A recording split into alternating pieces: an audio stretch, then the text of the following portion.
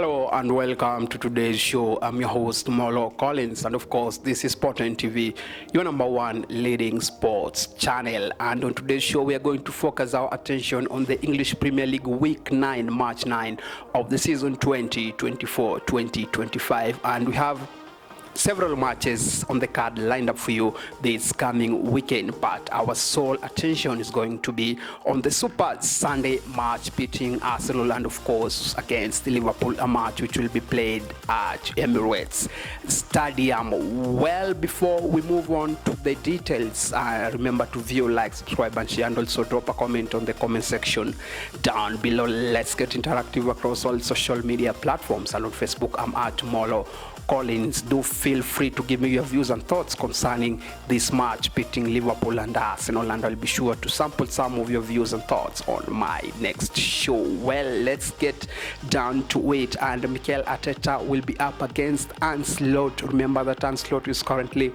topping the English Premier League log with a total of 21 points in his first season, a very good return coming into this season after taking the reins at Liverpool from, of course, Jurgen Klopp, and will be facing Mikel Arteta, who has been really on good form since he took off the reins at Arsenal. Well, it's going to be a very interesting match this season, pitting, of course, Arsenal and Liverpool in this crunch match of this season. And if Arsenal are to maintain their chase for the English Premier League season 2024-2025, when they have to get maximum points, which is a win against Ancelotti coming to this match. Remember that both teams have only lost one match, Ancelotti losing one match, and of course Mikel Arteta losing the other match. Remember that coming to this match, Ancelotti is coming a very confident coach after seeing off Chelsea last weekend 2-1, and Salah was among the scorers in that match. And Arteta on the other side is coming to this match not a very happy man after Arsenal went down to Bournemouth 2-0. And remember that in that match Saliba was shown a direct red card, meaning that he will not be taking part in this match pitting Arsenal and Liverpool, a match which is going to take place on a Super Sunday. Well, let's go and look at the log. So far, Liverpool have managed to play a total of 8 matches, winning 7 of the matches, drawing none, and losing only 1 match in that period of time so far in the 8 matches that have been played so far in the English Premier League season 2024-2025, garnering a total of 21 points. And they are going to be playing against Arsenal. Remember that Arsenal is holding that third position, having also played 8 matches, winning 6 of the matches, drawing 2, and of course losing 1 match which came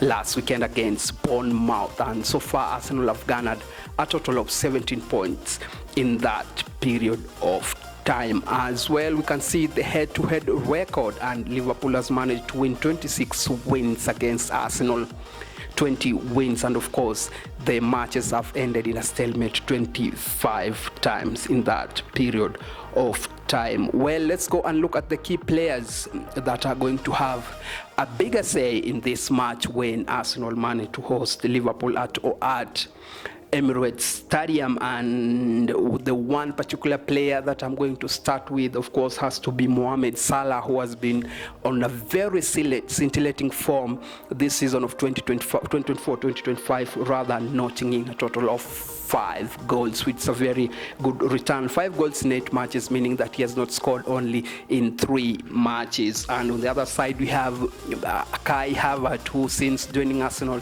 has been firing from all cylinders. So far in 8 matches, Kai Havertz has managed to nod in 4 goals in 8 matches, which is not a bad record for the German international. Well, coming this match, Arsenal may have a lot of disadvantage, because at the moment their skipper, that is Martin Odegaard, has not been playing since he got injured in that international break, and previously he was just joined by also Bukayo Saka, who got injured while playing for England, as is not yet back. And another player who is going to miss this match has to be their top defender, that is William Saliba. So as you can see at the moment, Arsenal will not be having three very crucial and influential players in the name of Saka, Odegaard, and of course Saliba. But as for Bukayo Saka, I think that if given the nod by the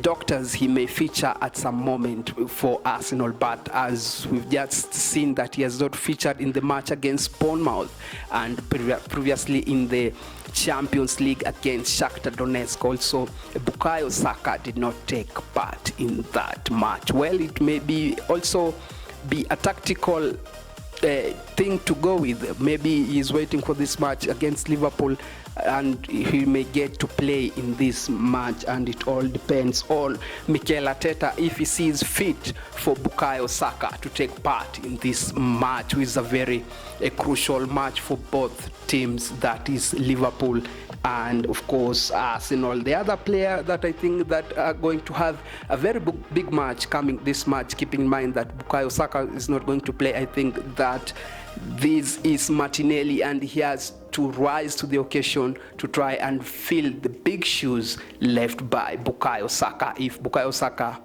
may not be fit enough to start or play a part in this match. And on the Liverpool side, there is Luis Diaz.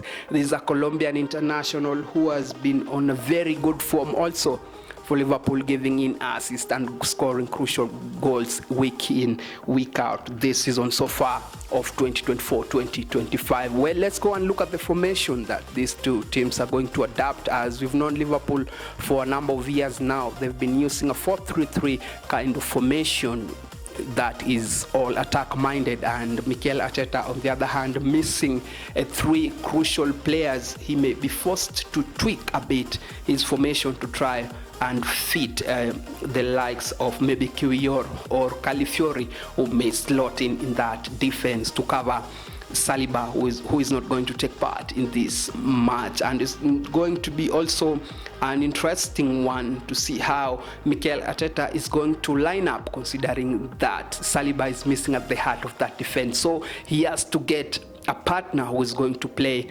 alongside Magalhaes in that center half for Arsenal. So of course it's going to be a very big blow for Arsenal, and Mikel Arteta missing Saliba, who has been very watertight in that solid Arsenal defense, and missing him of course is not going to be an easy replacement. So it's up to Arteta to decide if it's Timber or if it's Kiwior or if it's Calafiori who is going to partner, of course, Magalhaes in that heart of the defense for Arsenal. So I think that Liverpool are going to have a very big advantage coming this match, because they have a very big, fully fit squad to choose from, a pool of players that is going to do duty, of course, for Liverpool into this match. Well, let's go and look at the midfield. Of course, it's going to be a midfield battle between the likes of McAllister and the likes of Partey, and of course Declan Rice and Gravenberch. So I'm going to see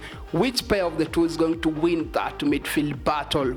Of course Liverpool have an edge going forward, because the likes of McAllister have a very good goal return and assist compared to Thomas Partey. So I think that Mikel Arteta will have to be on the lookout, especially in this match, because Liverpool also have pace on the flanks going by the likes of course Luis Diaz in that Liverpool attack. So it's going to be a very interesting match, and I'm pitting this match to have over 2 goals, that is over 2.5 for bookmakers who like to bet. I think that this is a match that is going to have a lot of goals, because Arsenal has to prove something, that after losing that match against Bournemouth, that it was just a slip up. And if Arsenal have the real intention, of course, of going ahead and lifting this English Premier League season 2024-2025, then they have a lot at stake to prove compared to